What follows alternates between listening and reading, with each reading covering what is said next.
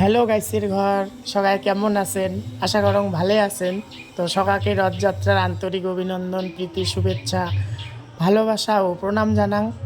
তো আমাদের রথযাত্রার শেষ প্রস্তুতি সবাই দেখো, সবার বিগ্রহ আসনে বসে গেছে।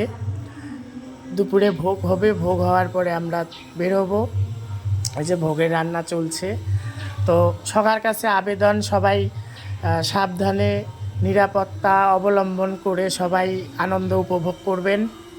কোনো রকম যেন বিঘ্ন না ঘটে কোথাও, কারণ প্রত্যেক বছর আমরা কোথাও না কোথাও দুঃসংবাদ পাই।